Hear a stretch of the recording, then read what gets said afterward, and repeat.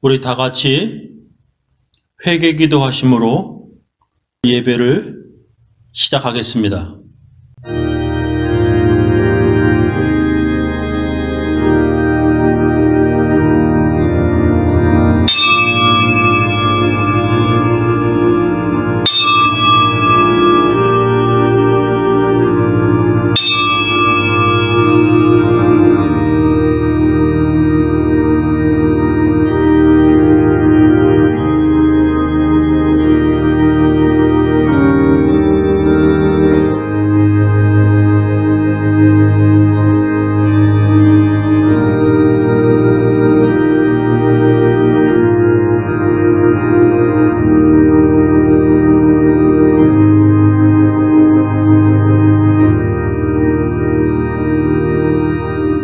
하나님 아버지, 오늘은 12월 25일 성탄절이 주일입니다.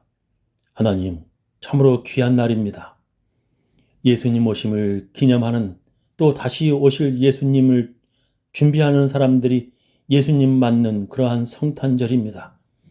오늘도 각 처소에서 예배드리며 주님 앞에 말씀으로, 하나님 말씀으로 인도함 받고자 하는 모든 사람들에게 은혜를 베풀어 주시옵소서.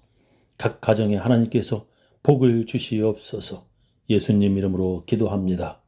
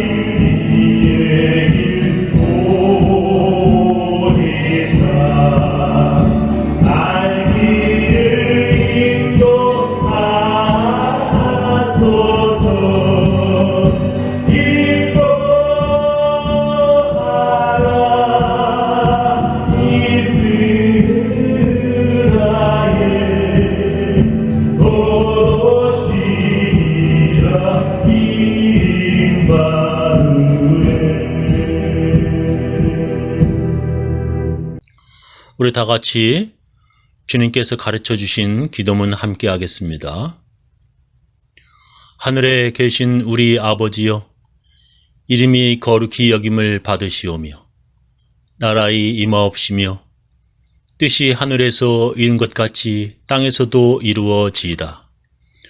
오늘날 우리에게 일용할 양식을 주옵시고 우리가 우리에게 죄 지은 자를 사하여 준 것 같이 우리 죄를 사하여 주옵시고 우리를 시험에 들게 하지 마옵시고 다만 악에서 구하옵소서.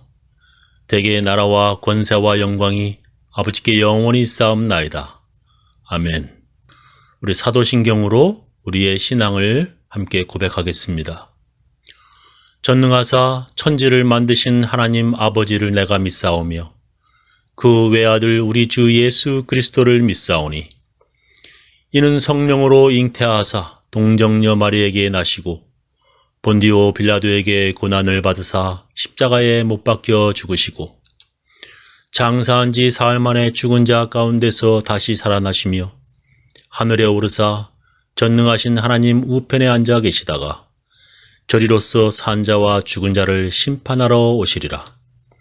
성령을 믿사오며 거룩한 공예와 성도와 서로 교통하는 것과 죄를 사하여 주시는 것과 몸이 다시 사는 것과 영원히 사는 것을 믿사옵나이다. 오늘 하나님 말씀은 요한복음 3장 11절부터 21절 말씀입니다. 진실로 진실로 내게 이르노니 우리 아는 것을 말하고 본 것을 증거하노라. 그러나 너희가 우리 증거를 받지 아니하는도다. 내가 땅의 일을 말하여도 너희가 믿지 아니하거든 하물며 하늘 일을 말하면 어떻게 믿겠느냐? 하늘에서 내려온 자 곧 하늘에 있는 인자 외에는 하늘에 올라간 자가 없느니라. 모세가 광야에서 뱀을 든 것 같이 인자도 들려야 하리니 이는 저를 믿는 자마다 영생을 얻게 하려 하심이니라. 하나님이 세상을 이처럼 사랑하사 독생자를 주셨으니 이는 저를 믿는 자마다 멸망치 않고 영생을 얻게 하려 하심이니라. 하나님이 그 아들을 세상에 보내신 것은 세상을 심판하려 하심이 아니요 저로 말미암아 세상이 구원을 받게 하려 하심이라. 저를 믿는 자는 심판을 받지 아니하는 것이요 믿지 아니하는 자는 하나님의 독생자의 이름을 믿지 아니함으로 벌써 심판을 받은 것이니라. 그 정죄는 이것이니 곧 빛이 세상에 왔으되 사람들이 자기 행위가 악함으로 빛보다 어두움을 더 사랑한 것이니라. 악을 행하는 자마다 빛을 미워하여 빛으로 오지 아니하나니 이는 그 행위가 드러날까 함이요 진리를 쫓는 자는 빛으로 오나니 이는 그 행위가 하나님 안에서 행한 것임을 나타내려 함이라 하시니라.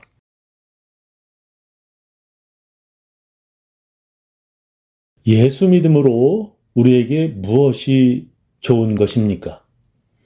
여러분의 삶 속에서 예수 믿음으로 어떤 좋은 경험을 하셨습니까? 여러분의 자녀들에게 예수 믿으라고 권할 만한 좋은 것이 있습니까? 저는 제 자식들에게 반드시 그리고 꼭 예수 믿으라고 강권합니다. 왜냐하면 예수 제대로 믿으면 인생의 좌절이나 스스로 포기하지 않게 되는 강력한 삶의 원동력이 있기 때문입니다. 예수 믿는 사람들에게는 바람 부는 날에도 꺼지지 않을 삶의 소망이 있기 때문입니다. 이 세상 모든 사람들은 대부분 잘 살고 싶다는 욕심과 죽고 싶지 않다는 본능을 가지고 있습니다. 한 번 사는 인생 살아도 행복하게 살고 싶고 비참하게 살고 싶지 않다는 욕심이 모두에게 있습니다. 그러나 어떤 사람들은 그런 욕심마저 다 사라지고 더 이상 살고 싶지 않고 빨리 죽기를 원하는 사람들도 있습니다.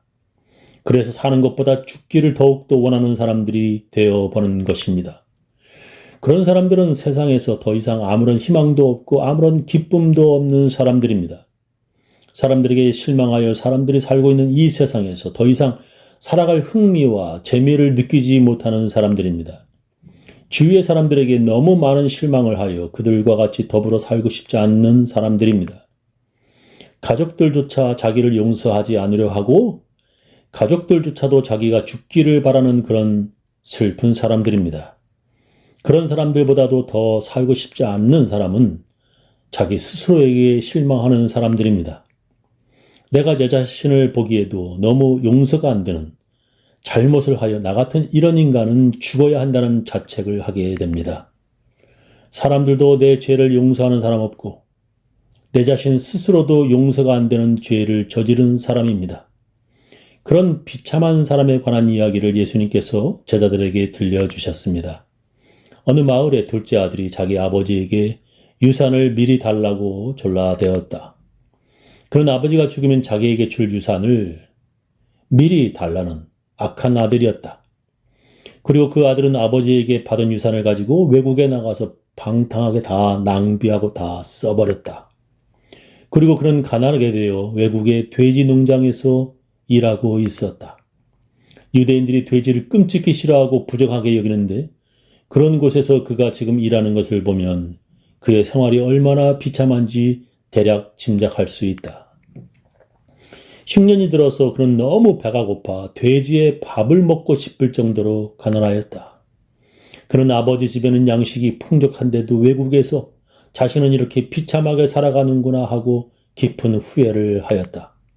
그는 마침내 아버지에게로 돌아가기로 결심을 하였다. 그 둘째 아들은 집에 돌아가기로 결심할 때 스스로에게 이렇게 말했다. 내가 일어나 아버지께 가서 이르기를 아버지여 내가 하늘과 아버지께 죄를 얻었사오니 지금부터는 아버지의 아들이라 일컬음을 감당치 못하겠나이다. 나를 품꾼의 하나로 보소서 하리라. 이제 자기는 아들이 아니라 집안의 품꾼의 하나로 여기시라는 생각이었다. 고향집에서는 그 늙은 아버지가 매일매일 그 둘째 아들이 돌아오기를 간절히 기도하며 기다렸다. 마을로 들어오는 저 먼 곳을 쳐다보며 그 늙은 아버지는 매일 그렇게 아들을 기다렸다. 그렇게 기다리던 자기 아들이 돌아오는 것을 그 늙은 아버지는 알아채고 그에게 뛰어 달려갔다. 그리고 그 아버지는 거짓골로 돌아온 그 아들을 껴안았고 그에게 제일 좋은 옷을 입히고 손에 반지를 끼워주고 새 신발을 신기며 기뻐하였다. 그 아버지는 죽었던 아들이 돌아왔다고 기뻐하며 동네 사람들과 잔치를 벌였다. 아마 동네 사람들은 수군거리며 그 아들을 흉봤을지 모르나 아버지는 아랑곳하지 않았다. 그러나 일하다가 집에 돌아오던 맏아들은 그 소식을 듣고 집에도 들어오지 않을 정도로 화를 냈다. 그는 그 아버지에게 이렇게 말했다. 아버지께 대답하여 가로되 내가 여러 해 아버지를 섬기어 명을 어김이 없거늘 내게는 염소 새끼라도 주어 나와 내 벗으로 즐기게 하신 일이 없더니 아버지의 살림을 창기와 함께 먹어버린 이 아들이 돌아오매 이를 위하여 살찐 송아지를 잡으셨나이다. 어찌 보면 그 형도 그 동생을 용서할 수 없었고 그 마을 사람도 그리고 그 가족도 용서 못하겠다는 것이다. 그러나 그 아버지는 돌아온 아들이 죽었다가 다시 살아온 것이라고 기뻐하였다. 아버지가 이르되 예 너는 항상 나와 함께 있으니 내 것이 다 네 것이로되 이 네 동생은 죽었다가 살았으며 내가 잃었다가 얻었기로 우리가 즐거워하고 기뻐하는 것이 마땅하다 하니라 하고 그 형에게 말했습니다. 사람들도 용서가 안 되고 가족들도 받아주지 못할 그런 나쁜 죄인이라도 회개하고 돌아올 때 하나님 아버지가 용서하시고 기뻐하신다고 예수님께서 이 이야기를 통하여 우리들에게 말씀하시는 것입니다. 더러운 거짓골로 돌아온 그가 좀 더 고생하도록 내버려 두는 것이 마땅하다고 사람들은 생각하지만 그 아버지는 그런 그에게 좋은 옷과 새 신발과 반지까지 끼워주는 것입니다. 사람들의 생각과 손가락질이 마땅하다는 생각으로 가룟 유다는 그렇게 자책하며 목을 메어 자살한 것입니다. 그러나 베드로는 예수님의 말씀이 기억나 통곡하며 참으로 부끄럽지만 회개하는 것입니다. 하나님 아버지께서 죄 지은 나를 쫓아내지 않으실 것이라는 예수님의 말씀이 더러운 죄악에 빠진 내가 회개하고 돌아가게 하는 것입니다. 예수님은 더럽고 냄새나는 거짓 소경이 찾아와도 내쫓지 않으시고 고쳐주셨습니다. 저는 목회를 하면서 너무나 힘들고 괴로워서 정말 스스로 죽고 싶을 지경이었습니다. 교인들도 저를 싫어하여 그들이 교회를 떠나고 정말 교회는 아주 어려워졌습니다. 이제는 교회 문을 닫아야 하는가 하던 참으로 힘들고 어려웠던 때였습니다. 사람들도 제가 고생하는 것이 마땅하다 생각이 들 그때에 예수님께서 저를 찾아오셨습니다. 갑자기 햇빛이 따뜻해지는 것을 느끼며 주님께서 이렇게 저에게 속삭이셨습니다. 내가 너를 떠나지도 아니하고 너를 버리지도 아니하겠다. 사람들이 너를 손가락질 하더라도 나는 너를 용서하며 교인들이 너를 버릴지라도 나는 너를 버리지 아니하겠다. 주님께서 저에게 말씀하셨습니다. 그때 저의 눈에 눈물이 흘러내리며 말할 수 없는 기쁨과 감사가 넘쳤습니다. 그리고 그때부터는 제 입에서 불평이 아니라 주님 감사하다는 말만 하겠다고 굳게 결심하였습니다. 여러분, 우리가 죽고 싶을 정도로 아무런 소망도 없는 때에 예수님이 우리의 의지할 지팡이와 우리를 지키는 요새와 산성이 되어주신다는 그 믿음은 우리를 다시 일어서게 하는 것입니다. 지옥과 같은 생의 가장 밑바닥으로 떨어진 그때에 예수님께서 우리의 손을 잡아 일으키시고 예수님께서 우리를 부축하시며 함께 걸으십니다. 걷다가 지쳐서 이제 걸음을 뗄 수 없을 정도로 힘이 다 빠졌을 때에 예수님께서 우리를 등에 업으시고 우리의 험한 인생을 우리를 위해 걸어가십니다. 그런 경험은 우리로 스스로를 포기하지 않게 합니다. 오늘 성경 본문은 바로 그것을 말씀하십니다. 예수님께서 이 땅에 오신 목적이 바로 그것입니다. 하나님이 세상을 이처럼 사랑하사 독생자를 주셨으니 이는 저를 믿는 자마다 멸망치 않고 영생을 얻게 하려 하심이니라. 하나님이 그 아들을 세상에 보내신 것은 세상을 심판하려 하심이 아니요 저로 말미암아 세상이 구원을 받게 하려 하심이니라. 예수님께서 오신 이 성탄절에 그분이 우리들에게 오신 목적은 우리를 심판하시려는 것이 아니라 우리를 구원하시려는 것입니다. 예수님은 우리가 멸망치 않고 영생 얻기를 원하십니다. 오늘이 바로 구원의 날이며 기쁨의 날입니다. 저는 우리 교인들 모두 구원자 되신 예수님의 손을 붙잡고 하나님께서 주시는 영생을 얻으시기를 예수님의 이름으로 축원합니다. 우리 다 같이 찬양으로 하나님께 헌금을 드리도록 하겠습니다.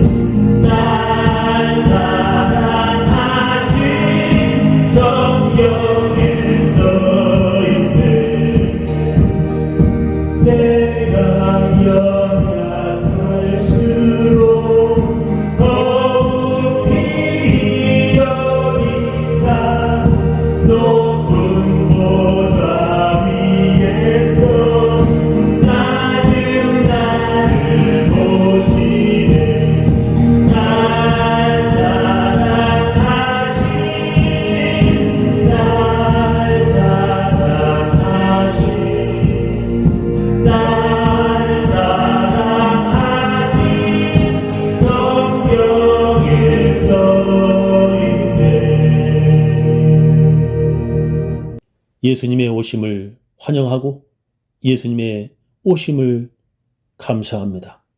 주여, 죽을 수밖에 없는 죄인들을 용서하시고 구원하시고자 오신 예수님을 환영합니다. 손을 들어 감사를 표합니다. 주님, 이 땅에 오시어 주님 백성들을 구원하시고자 하시는 주님의 놀라우신 그 은혜 감사합니다. 지금은 주 예수 그리스도의 놀라운 은혜와 하나님의 크고 크신 사랑과 성령님의 감화 감동하심이 감사하며 살기를 작정하는 모든 사람들, 그 가정, 그 자녀, 그 사업체 위에 지금부터 영원히 함께 하시기를 간절히 축원하옵나이다.